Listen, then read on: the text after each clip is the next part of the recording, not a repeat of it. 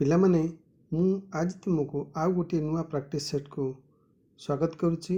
आमे ऑलरेडी आरंभ करथिबा question answer MCQ question answer practice set रे एई नुआ प्रैक्टिस सेट टी तुमर मॉडर्न इंडिया बा आधुनिक भारत इतिहास पर आधारित। एथिरे आज आमे Lord Cornwallis, Pitt's India Act एवं परमानेंट सेटलमेंट उपरे अनेक क्वेश्चन डिस्कशन करिबा एवं एथिरे आमे विशेष करी लॉर्ड कॉर्नवालिस का समय जो शासनगत परिवर्तन आसीथिला ता परे आलोचना करिबा। ठीक अछि, ताले आरंभ करिबा। समस्त रेडी हो जाओ, फटाफट आंसर दउछो, भलो आंसर दउछो। सो आरंभ करिबा। ताले तुमर प्रथम प्रश्न रहउची, when did Lord Cornwallis came to India as first Governor General to work under the Pitt's India Act? Lord Cornwallis केतेबेले भारत को आसीथिले प्रथम गवर्नर जनरल भाबरे पिट्स इंडिया एक्ट उपरे काम करिबा पाई? तमरा उत्तर रे ऑप्शन नउची 1 1782 AD, second 1783 AD, third 1785 AD, fourth 1786 AD। 1782 ख्रीष्टाब्द, 1783 ख्रीष्टाब्द, 1785 ख्रीष्टाब्द, 1786 ख्रीष्टाब्द। ताले सठिक उत्तरटी कौन हो पिला, किए कहि परिबो? सठिक उत्तरटी तुमर होची 1786 ख्रीष्टाब्द। ठीक अछि, तुमर सठिक उत्तरटी ताले कौन हैला? सठिक उत्तरटी होची 1786 ख्रीष्टाब्द। पिला माने तुमको आउ गोटे कथा कहि रखे, समस्ते क्वेश्चन आंसर देवा को चेष्टा करिवो। ठीक अछि, कारण भूल तो हबो निश्चित, भूल हो पारे ठीक भी हो पारे, तेणु आम भूल आंसर देवार कहीं माने ये करवा कुंठाबोध करवा। भूल हूँ ठीक है कह जाए, to err is human to forgive is God. तेणु भूल मनीष मात्र की भूल हम आम भूल करी ठीक है जावा। ठीक अच्छे, भूल ठीक होगापाई आम चेष्टा करवा। सो परवर्ती प्रश्न को जीवा। आम परवर्ती प्रश्न होची, कॉर्नवालिस बिलोंग टू डैश बा कॉर्नवालिस क्यों परिवार थिले? एथिरे तुमर ऑप्शन रोची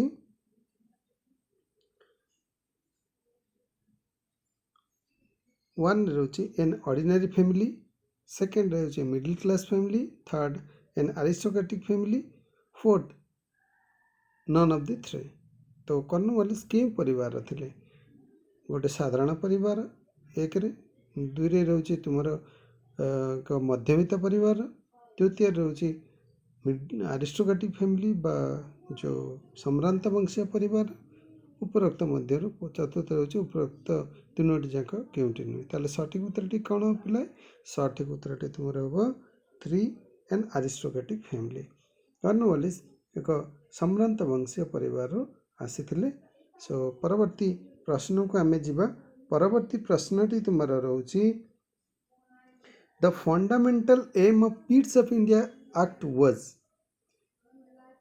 पिट्स भारत आईन बा पिट्स ऑफ इंडिया एक्ट रो मौलिक लक्ष्य कौन थिला बा मूल लक्ष्य कौन थिला? प्रथम रे तोरा ऑप्शन नउची to reform the regulating act, regulating act बा आईन को संस्कार आनिबा। सेकेंड रोची to act according to regulating act, regulating act बा रेगुलेटिंग आईन अनुसार परिचालित हवा बा काम करिबा। थर्ड होची to oppose regulating act, regulating आईन को विरोध करिबा। फोर्थ रोची to reject the regulating act, regulating act को प्रत्याख्यान करिबा। ताले सठिक उत्तरटी कौन हो पिला, किए कहि परिबो? सठिक उत्तरटी तुमर रहउची 1 to reform the regulating act. Regulating act रे संस्कार आनिया पई तांको जो पिट्स ऑफ इंडिया एक्ट रो जोटा तांको समय माने पारित हेतिला बा जोटा ये हेतिला पास हेतिला। सो सेटा को तार मूल लक्ष्य थिला, ताको से कौन करथिले अच्छा এইটা রিফর মানিয়া ପାଇଁ ଏଇଟା ଚେଷ୍ଟା କରାଯାଇଥିଲା। ପରବର୍ତ୍ତୀ ପ୍ରଶ୍ନକୁ ଯିବା। ପରବର୍ତ୍ତୀ ପ୍ରଶ୍ନଟି ରହୁଛି in every direction Cornwallis built on the foundation already laid or begun to be laid by his predecessors, especially by Warren Hastings, who wrote it. So ତମର ପ୍ରଶ୍ନଟି ଆଉ ଥରେ କହି ରଖୁଛି ଓଡ଼ିଆରେ। କିଏ କହିଥିଲେ ବା କିଏ ଲେଖିଥିଲେ ଯେ କର୍ଣ୍ଣୱାଲିସ୍ ପ୍ରତ୍ୟେକ ଦିଗରୁ ତାଙ୍କର ପୂର୍ବପୁରୁଷଙ୍କ ଦ୍ୱାରା ବିଶେଷ କରି ୱାରେନ୍ ହେଷ୍ଟିଙ୍ଗଙ୍କ ଦ୍ୱାରା ମୂଳଦୁଆ ପଡ଼ିଥିବା ପ୍ରତ୍ୟେକ ଦିଗରେ ଇଏ କାମ କରିଥିଲେ। ଠିକ୍ ଅଛି।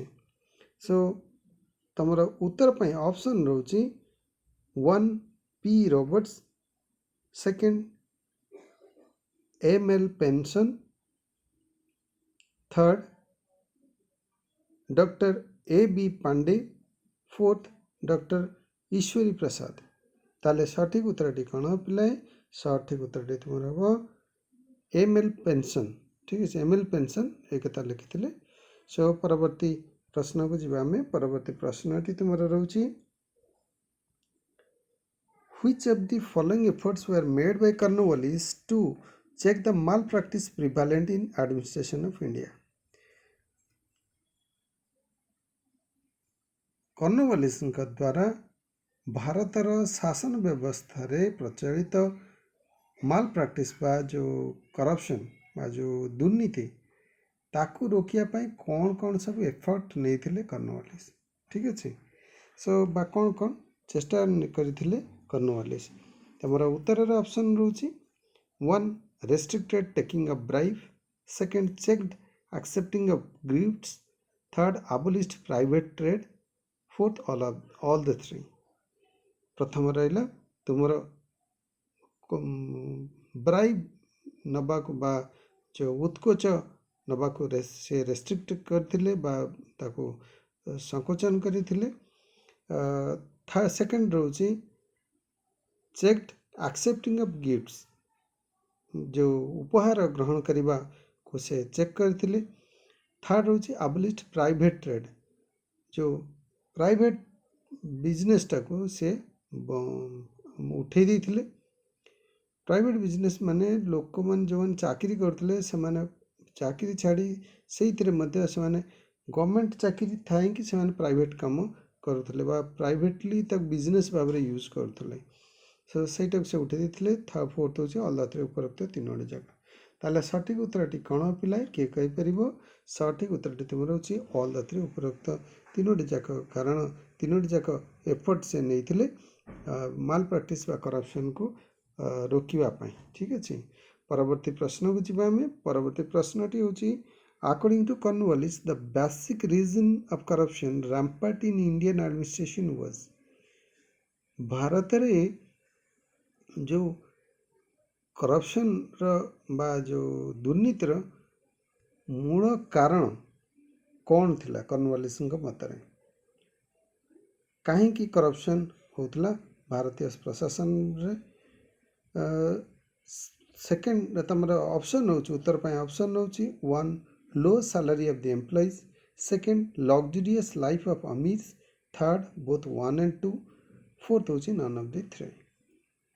सो आउ थे प्रश्नटी कही रखुची कॉर्नवालिस मतरे क्यों कारणटी थिला भारतीय प्रशासन करप्शन पाई बा दुर्नीति पाई मुख्य कारण? तो सठिक उत्तर पाई तुमको ऑप्शन ऑलरेडी कही सारी। ताले सठिक उत्तरटी कौन हो पिला किए कहि परिबो? सठिक उत्तरटी तुम अच्छी low salary of the employees. Employee मानकर बा जो चाकरिया मानकर अल्प दरमा। ठीक अच्छे। ये कंटेस्ट आउ गोटे कथा कही पिलाए जिते भारत स्वाधीन होता से गांधीजी प्रस्ताव थिला। गांधीजी जेहेतु चाहूले जे भारत वर्ष रे जो माने सरकारी कर्मचारी हेबे से माने सेवामूलक मनोभाव नहीं से भारत माता पाई सेवा करिया भारत सेवा करिवे। तेणु सेमानकु अधिक दरमा दवा सपक्ष नथिले, किंतु यही कथाटी को प्रत्याख्यान करथिले किए ना हमर जवाहरलाल नेहरू तत्कालीन प्रधानमंत्री। से कहते जदि आम विशेषकर जिते କୋର୍ଟର କଥା ଉଠିଲା ବା ଆମର ଜୁଡ଼ିସିଆରୀ କଥା ଉଠିଲା। ସୋ ସେତେବେଳେ କୁହାଗଲା ଯେ ଯଦି ସେମାନଙ୍କୁ ଅଧିକ ଦରମା ନ ଦିଆଯାଏ ତାହେଲେ କ'ଣ ହେବ ନା ସେମାନଙ୍କ ଭିତରେ କରପ୍ସନ୍ ହେବ। ଧର ଯେକୌଣସି କାମ କରିବା ପାଇଁ ସେମାନେ ଯଦି କମ୍ ପଇସା ପାଉଥିବେ ତାହେଲେ କରପ୍ସନ୍ କରିପାରିବେ। ତ ସେଇଥିପାଇଁ ପରବର୍ତ୍ତୀ ମୁହୂର୍ତ୍ତରେ ସେମାନଙ୍କ ଟଙ୍କା ବହୁତ ବଢ଼ାଇ ଦିଆଯାଇଥିଲା। ସେ ଯାହା ହଉ ଆମେ ପରବର୍ତ୍ତୀ ପ୍ରଶ୍ନକୁ ଯିବା। ସୋ ଏଇଟା ଥିଲା ଉତ୍ତର। ତୁମକୁ କହିଲି ଲୋ ସାଲାରୀ ଅଫ୍ ଦି ଏମ୍ପ୍ଲୟିଜ୍, ଯେହେତୁ ଏମ୍ପ୍ଲୟି ମାନେ କମ୍ ଦରମା ପାଉଥିଲେ ସେମାନେ କରପ୍ସନ୍ରେ ମାତି ରହୁଥିଲେ, ଯେଉଁଥିପାଇଁ କି ଭାରତୀୟ ପ୍ରଶାସନରେ ତୁମର କରପ୍ସନ୍ ଦେଖାଯାଇଥିଲା। ପରବର୍ତ୍ତୀ ପ୍ରଶ୍ନକୁ ଆମେ ଯିବା। ପରବର୍ତ୍ତୀ ପ୍ରଶ୍ନଟି ତୁମର ରହୁଛି what did Cornwallis do to check corruption in the judiciary? Judiciary ବା ନ୍ୟାୟାଳୟରେ କରପ୍ସନ୍ ରୋକିବା ପାଇଁ ବା ଦୁର୍ନୀତି ରୋକିବା ପାଇଁ କର୍ଣ୍ଣୱାଲିସ୍ କ'ଣ କ'ଣ ସବୁ ପଦକ୍ଷେପ ନେଇଥିଲେ? ତମର ଉତ୍ତରରେ ଅପସନ୍ ରହୁଛି, ଫାର୍ଷ୍ଟ ରହୁଛି ସେପାରେଟେଡ୍ ଏକ୍ଜିକ୍ୟୁଟିଭ୍ ଆଣ୍ଡ ଜୁଡ଼ିସିଆରୀ। ତ ଏକ୍ଜିକ୍ୟୁଟିଭ୍ ଆଉ ଜୁଡ଼ିସିଆରୀକୁ ସେ ସେପାରେଟ୍ କରିଥିଲେ। ସେକେଣ୍ଡ ହେଉଛି ଆପଏଣ୍ଟେଡ୍ ଜଜେସ୍ ଇନ୍ ଇଚ୍ ଡିଷ୍ଟ୍ରିକ୍ଟ, ପ୍ରତ୍ୟେକ ଡିଷ୍ଟ୍ରିକ୍ଟରେ ଜଜ୍ ଆପଏଣ୍ଟମେଣ୍ଟ କରିଥିଲେ। ଥାର୍ଡ଼ ହେଉଛି circuit courts were establish, circuit court ସବୁ ପ୍ରତିଷ୍ଠା କରାଯାଇଥିଲା। ଫୋର୍ଥ ହେଉଛି ଅଲ୍ ଦ ଥ୍ରୀ, ଉପରୋକ୍ତ ତିନୋଟି ଯାକ କାରଣ। ତାହେଲେ ସଠିକ୍ ଉତ୍ତରଟି କ'ଣ ପିଲାଏ? କିଏ କହିପାରିବ ସଠିକ୍ ଉତ୍ତରଟି? କିଏ କହିପାରିବ? ସଠିକ୍ ଉତ୍ତରଟି ହେଉଛି ତୁମର 4 ଅଲ୍ ଦ ଥ୍ରୀ। ସେ ଉପରୋକ୍ତ ତିନୋଟି ଯାକ ପଦକ୍ଷେପ ସେ ନେଇଥିଲେ। ପ୍ରଥମେ ସେ ଏକ୍ଜିକ୍ୟୁଟିଭ୍ ଆଉ ଜୁଡ଼ିସିଆରୀକୁ ସେପାରେଟ୍ କରିଥିଲେ। ସେକେଣ୍ଡରେ ଜଜ୍ ସବୁ ପ୍ରତ୍ୟେକ ଡିଷ୍ଟ୍ରିକ୍ଟରେ ଜଜ୍ ଆପଏଣ୍ଟମେଣ୍ଟ କରିଥିଲେ। ସର୍କିଟ୍ କୋର୍ଟ ପ୍ରତିଷ୍ଠା କରିଥିଲେ। ସୋ ପରବର୍ତ୍ତୀ ପ୍ରଶ୍ନକୁ ଯିବା। ପରବର୍ତ୍ତୀ ପ୍ରଶ୍ନଟି ରହୁଛି ତୁମର the permanent settlement was introduced in India by. So ଭାରତରେ କିଏ ପରମାନେଣ୍ଟ ସେଟଲମେଣ୍ଟ ବା ଚିରସ୍ଥାୟୀ ବନ୍ଦୋବସ୍ତ ପ୍ରଥା ପ୍ରଚଳନ କରିଥିଲେ? ତମର ଉତ୍ତରରେ ଅପସନ୍ ରହୁଛି 1 Warren Hastings, second Lord Wellesley, third Lord Cornwallis, fourth Robert Clive. ତାହେଲେ ସଠିକ୍ ଉତ୍ତରଟି କ'ଣ ହେବ ପିଲା? କିଏ କହିପାରିବ? ବୋଧେ ଏଇଟା ସହଜିଆ କ୍ୱେଶ୍ଚନ୍, ଆରାମସେ କହିପାରିବ ତୁମମାନେ। ସଠିକ୍ ଉତ୍ତରଟି ହେଉଛି lord Cornwallis. Lord Cornwallis permanent settlement ପ୍ରତିଷ୍ଠା କରିଥିଲେ ବା ଇଣ୍ଟ୍ରୋଡ୍ୟୁସ୍ କରିଥିଲେ ବା ଚିରସ୍ଥାୟୀ ବନ୍ଦୋବସ୍ତ ପ୍ରଥା ପ୍ରଚଳନ କରିଥିଲେ। ପରବର୍ତ୍ତୀ ପ୍ରଶ୍ନ ହେଉଛି ଦ ପରମାନେଣ୍ଟ ସେଟଲମେଣ୍ଟ ୱାଜ୍ ଏନଫୋର୍ସଡ୍ ଅନ୍। ଚିରସ୍ଥାୟୀ ବନ୍ଦୋବସ୍ତ ପ୍ରଥା କେବେ ପ୍ରଚଳନ କରାଯାଇଥିଲା? ଠିକ୍ ଅଛି। ତମର ଉତ୍ତର ପାଇଁ ଅପସନ୍ ରହୁଛି 23 ମାର୍ଚ୍ଚ 1792, 23 ମାର୍ଚ୍ଚ 1793, 23 ମାର୍ଚ୍ଚ 1794, 23 ମାର୍ଚ୍ଚ 1795। ତାହେଲେ ସଠିକ୍ ଉତ୍ତରଟି କ'ଣ ପିଲା? କିଏ କହିପାରିବ? ସଠିକ୍ ଉତ୍ତରଟି ହେଉଛି ତୁମର 23 ମାର୍ଚ୍ଚ 1793। 23 ମାର୍ଚ୍ଚ 1793 ଖ୍ରୀଷ୍ଟାବ୍ଦରେ ପରମାନେଣ୍ଟ ସେଟଲମେଣ୍ଟ ବା ଚିରସ୍ଥାୟୀ ବନ୍ଦୋବସ୍ତ ପ୍ରଥାର ପ୍ରଚଳନ ହୋଇଥିଲା। ଆମେ ପରବର୍ତ୍ତୀ ପ୍ରଶ୍ନକୁ ଯିବା। ପରବର୍ତ୍ତୀ ପ୍ରଶ୍ନଟି ତୁମର ରହୁଛି ଦ permanent settlement made the ଲ୍ୟାଣ୍ଡଲର୍ଡସ୍।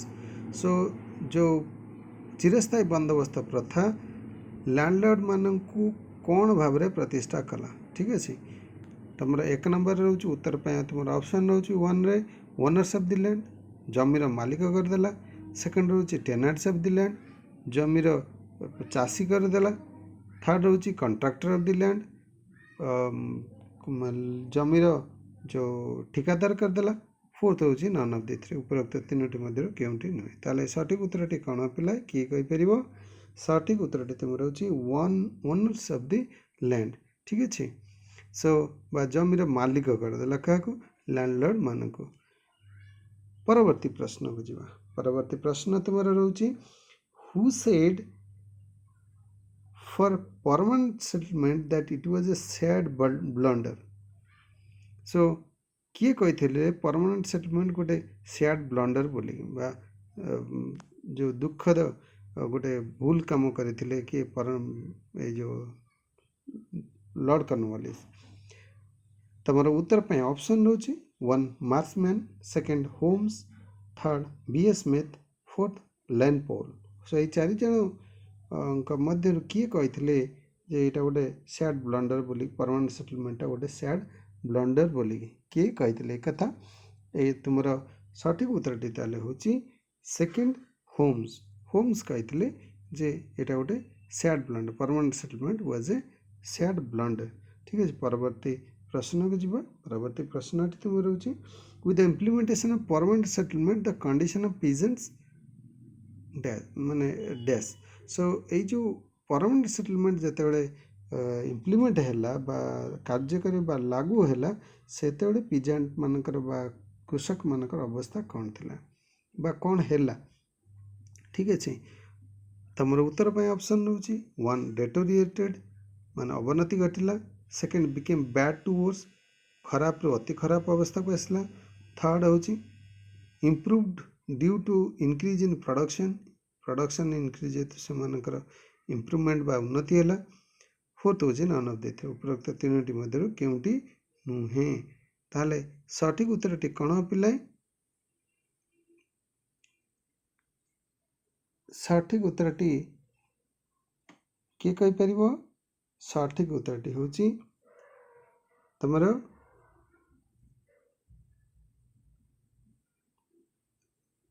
Second bad to से became bad to worse already विभिन्न सेटलमेंट द्वारा आमर प्रेजेंट मानकर अवस्था खराब होता सो यांक ये जो परमानेंट सेटलमेंट फल जिते मालिक हो गले किए जमीर मालिक आमर किए तुम जमीदार माने लैंडलॉर्ड माने सेतेबेले तांकर अवस्था खराब रो अति खराब अवस्था को चली जाइथिला पिजेंट मानकर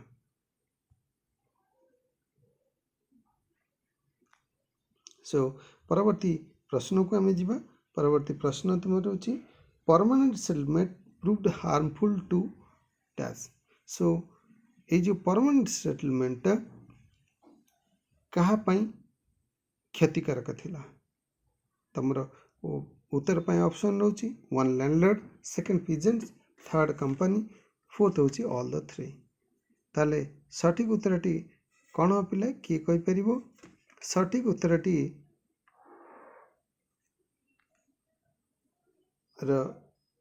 उत्तर किए कहीपर सठिक उत्तरटी ये पिजेंट्स ठीक अच्छे कारण पिजेंट मानकर अवस्था सबुठार शोचनीय थिला किंतु जदि आउ गोटे पक्षर भी देखा जाए लैंडलॉर्ड भी केतेक केस रे सेमाने मध्य हैरान होउतले किंतु सबुठार अधिक क्षतिकारक थिले पिजेंट माने कंपनी मध्य अनेक समय क्षति पहुँचुला किंतु मैक्सिमम केस रे सेमाने लाभरे रहउतले परमानेंट सेटलमेंट सबुठार खराब कंडीशन होइतला पिजेंट मानकर ठीक अच्छे सो परवर्ती प्रश्न को जीवा आमे परवर्ती प्रश्नटी तुम रोचे Cornwallis instead of being the creator of prosperity in India was the great destroyer of it who said it so किए कहिथिले कॉर्नवालिस भारत रे जो प्रॉस्पेरिटी बा उन्नतिर सृष्टिकर्ता बदल रे बरं यार बड़ क्षतिकारक बा ध्वंसकारक भाव उभा होते एक कथा किए कही तुम उत्तर पाई ऑप्शन रोचे 1 doctor BL Grover second VA Smith third sir Charles Metcalfe fourth P Roberts ताले सठिक उत्तरटी कौन हम किए कही ये कथा सठिक उत्तरटी तुम रोचे सर चार्ल्स मेटकैफ उपरोक्त स्टेटमेंट देते परवर्ती प्रश्न को जीवा which legacy Cornwallis received from his predecessors Cornwallis तांकर पूर्वपुरुषों ठारू कौन कौन लीगेसी भाव उत्तराधिकारी सत्तर माने ग्रहण करथिले तमर उत्तर पाई ऑप्शन रोची एम्प्टी ट्रेजरी शून्य राजकोष सेकंड होची करप्ट एडमिनिस्ट्रेशन दुर्नीतिग्रस्त शासन थर्ड होची बोथ 1 and 2 उपरोक्त जो उभय 1 नंबर और 2 नंबर आंसर फोर्थ होची नन ऑफ द थ्री उपरोक्त तीनोटी मध्य केउटी नुहे ताले सठिक उत्तरटी कौन पिला किए कही परिवो सठिक उत्तरटी तुम रोची सी ठीक अच्छे both 1 and 2 so empty treasury पाइथिले एवं शून्य राजकोष एवं शासनटा माने दुर्नीतिग्रस्त शासन ए दुईटा को से पाइथिले तांकर पूर्व सूरी मानक ठारू। परवर्ती प्रश्न को जीवा आमे। परवर्ती प्रश्नटी तुमर रहउची who were the enemies of English at the time of coming of Cornwallis to India. So भारत मान कॉर्नवालिस जेते भारत आसले सेतेबेले इंग्रेज मानकर शत्रु किए थिले। ठीक अच्छे आउ थे प्रश्नटी पढ़ी रखुची जे भारत को जिते कॉर्नवालिस आसी थिले सेतेबेले भारत इंग्रेज मानकर शत्रु क्यों माने थिले। तमर उत्तर ऑप्शन रहउची the Marathas, the ruler of Awadh, third होची टीपू सुल्तान, फोर्थ होची ऑल द थ्री। मराठा माने अवधर शासक एवं टीपू सुल्तान उपरोक्त तीन जन जाक। ताले सठिक उत्तरटी कौन हो पिले? सठिक उत्तरटा हो ऑल द थ्री। ठीक अच्छे उपरोक्त तीनोटी माने तीन जन जाक मराठा माने शत्रु थिले, अवधर शासक शत्रु थिले, टीपू सुल्तान मध्य शत्रु थिले। आमे परवर्ती प्रश्न को जीवा। परवर्ती प्रश्नटी तुम रहउची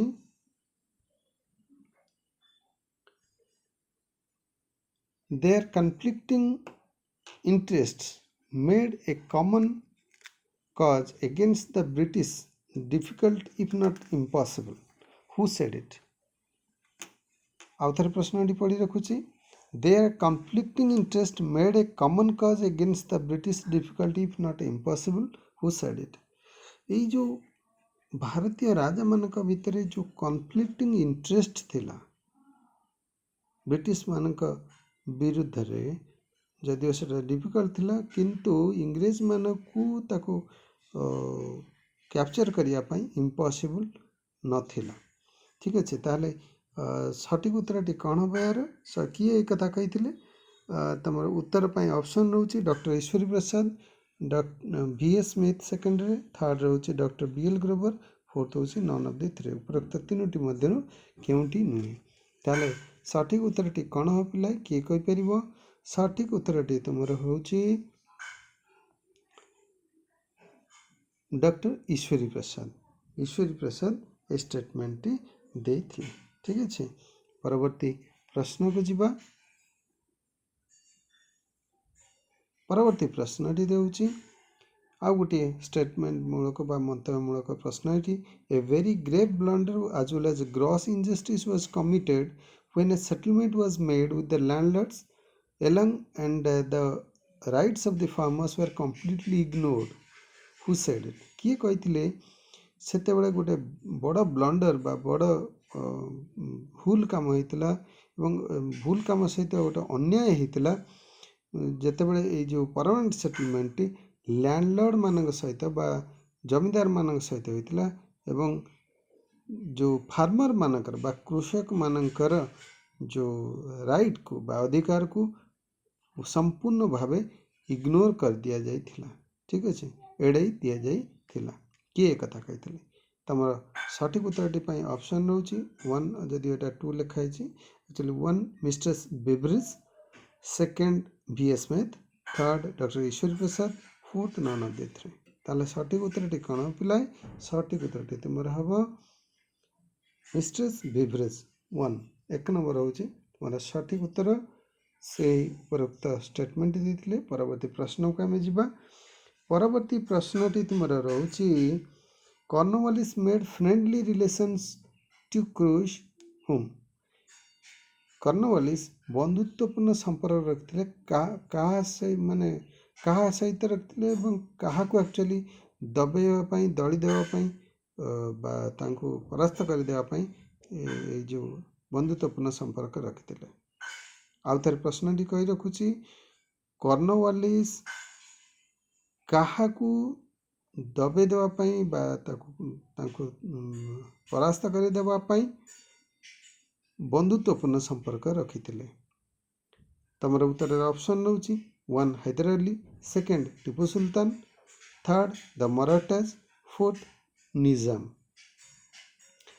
एटी तुमर सठिक उत्तरटी कौन हो पिला किए कहि परिबो?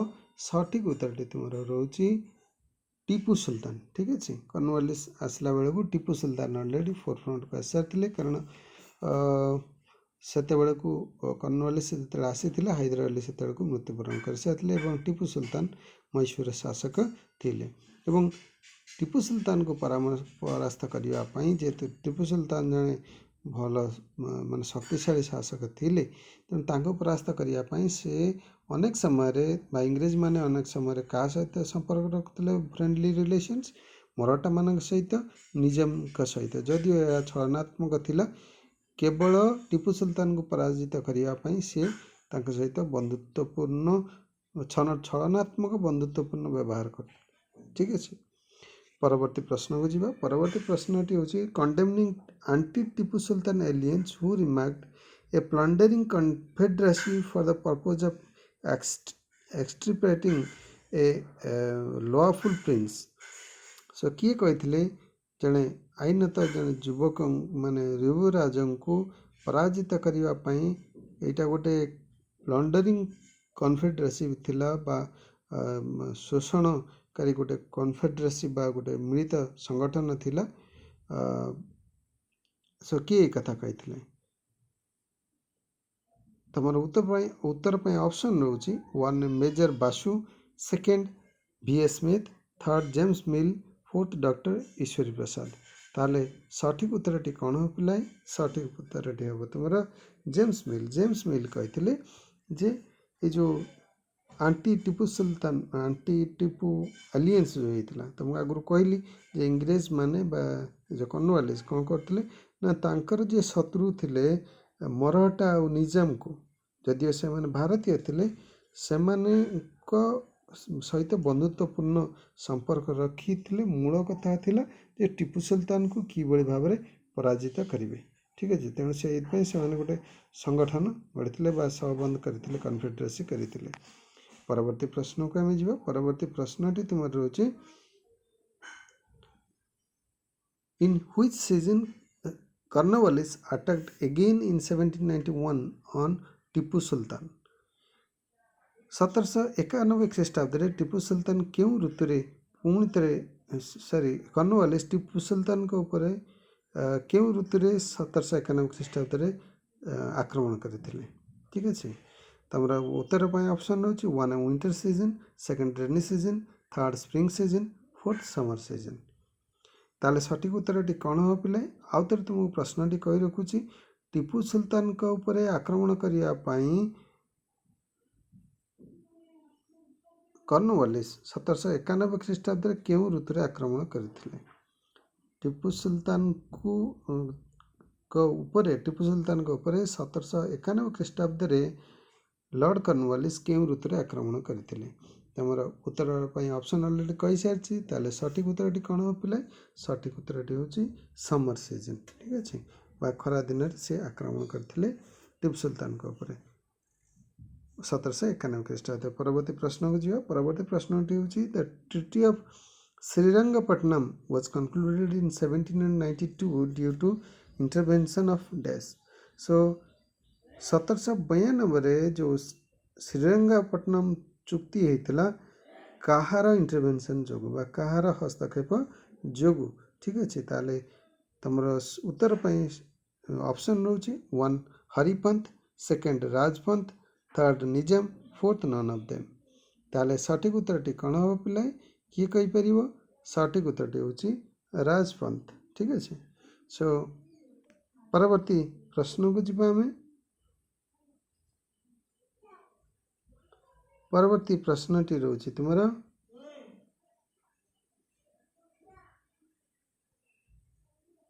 What was the aim of Tipu in the third Mysore war? ତୃତୀୟ ମୈଶୂର ଯୁଦ୍ଧରେ ଟିପୁଙ୍କର ଲକ୍ଷ୍ୟ କ'ଣ ଥିଲା? ଫାର୍ଷ୍ଟ ଟୁ ଅପ୍ରୁଭ୍ ଦ ଫରେନର୍ ମାନଙ୍କୁ ବା ବିଦେଶୀ ମାନଙ୍କୁ ପୁରା ମୂଳପୋଛ କରିଦେବା। 2 ଟୁ ଲିବରେଟ୍ ଇଣ୍ଡିଆ ଭାରତକୁ ସ୍ୱାଧୀନ କରିବା। 3 ହେଉଛି ଟୁ ବୋଥ୍ 1 and 2 ଉପରୋକ୍ତ ଯେଉଁ ଉଭୟ 1 ଏବଂ 2 ନମ୍ବର ଆନ୍ସର୍। 4th ରହୁଛି ନନ୍ ଅଫ୍ ଦି ଏଭବ୍ ଉପରୋକ୍ତ ତିନୋଟି ମଧ୍ୟରୁ କେଉଁଠି ନୁହେଁ। ତାହେଲେ ସଠିକ୍ ଉତ୍ତରଟି କ'ଣ ହେବ ପିଲାଏ? ସଠିକ୍ ଉତ୍ତରଟି ତୁମର ହେବ 3rd ବୋଥ୍ 1 and 2। ଟିପୁ ସୁଲତାନଙ୍କର ତୃତୀୟ ମୈଶୂର ଯୁଦ୍ଧର ମୂଳ ଲକ୍ଷ୍ୟ ଥିଲା ଯେ ଯେଉଁ ବିଦେଶୀମାନଙ୍କୁ ଭାରତର ମୂଳପୋଛ କରିଦେବା ଏବଂ ଭାରତକୁ ସ୍ୱାଧୀନ ଦେବା। परवर्ती प्रश्न को जीवा परवर्ती प्रश्नटी होची the role of which of the following was against the interest of India भारतर स्वार्थ विरुद्ध रे निम्नलिखित मानक मध्य कहार इंटरेस्ट थिला जे भारत विरुद्ध रे थिला ठीक अच्छे सो एटी तुम ऑप्शन रोची one Marathas second the Nizam fourth होची Nana Phadnavis fourth sorry third होची नाना फडणवीस फोर्थ होची ऑल ऑफ देम ताले सठिक उत्तरटी कौन हो पिलाए सठिक उत्तरटी होची fourth all of them so एटी ऑल ऑफ देम कहीं कहगला कारण मराठा आम भारतीय राजा मानकर सबुठार गोटे बड़ दुर्बलता थिला जे से माने सदाबेले निज इंटरेस्ट को गुरुत्व देउथिले rather than the interest of the nation से निजाम हुंतु मराठा हुंतु फडणवीस हुंतु जे कोनोसी शासक हुंतु एमाने निज कथा को बेसी भाबुथिले जदि से माने कलेक्टिवली बा जॉइंट भाव रे बा मिलित भाव रे जदि आक्रमण करिथांते ब्रिटिश मानकु ताले ब्रिटिश माने केबे भी पशि पार न थांते एवं एकाथरे पराजित होइकि जाई पारि थांते ठीक अछि सो परवर्ती प्रश्न को हमें जिबा परवर्ती प्रश्न तुम रोची Cornwallis was sent to India with the clear instruction to भारत वर्ष को जो कॉर्नवालिस को पठा जाइथिला तांकर पूरा स्पष्ट भावे निर्देश थिला first to indulge in defensive measures माने रक्षात्मक मेजर नबा second to indulge in offensive measure बा आक्रमणात्मक मेजर नबा पदक्षेप नबा ठीक अच्छे थर्ड हूँ बोथ ऑफ देम फोर्थ हूँ नन ऑफ द थ्री तुम आउतर गुड़िक ऑप्शन आउ थे कही रखुची जे रक्षात्मक पदक्षेप नबा माने आक्रमणात्मक पदक्षेप नबा उपरोक्त माने उभय दुईटी जाक पदक्षेप फोर्थ हूँ नन ऑफ द थ्री ताले सठिक उत्तरटी कौन हो पिलाए सठिक उत्तरटी तुम हम बोथ ऑफ देम से दीटा जाक मेजर बा दीटा जाक पदक्षेप आपणाई थिले ठीक अच्छे ताहले परवर्ती प्रश्न को जीवा परवर्ती प्रश्न शेष प्रश्न who ultimately stood victorious in the third Mysore war तृतीय मैसूर युद्ध रे किए शेष विजयी हेले सठिक उत्तर तुम ऑप्शन हूँ द इंग्लिश फर्स्ट सेकेंड हूँ द मराठास थर्ड हूँ द निजाम फोर्थ हूँ नन ऑफ द थ्री ताले सठिक उत्तरटी कौन हो पिलाए किए कहीपर सठिक उत्तरटी हूँ द इंग्लिश इंग्रेज माने तृतीय मैसूर युद्ध रे विजय लाभ करते सो ये सहित तुम आज MCQ क्वेश्चन आंसर प्रैक्टिस शेष हो परवर्ती आउ गोटे न्यू वीडियो नुआ वीडियो नहीं मुझे आसबि सो समस्त को धन्यवाद पुणी थे कही रखुच्छी जो मैंने मोर वीडियो टी मोर चैनल टी सब्सक्राइब करना हो सब्सक्राइब करदेव एवं प्रत्येक वीडियो को लाइक और कमेंट कर ठीक अच्छे धन्यवाद।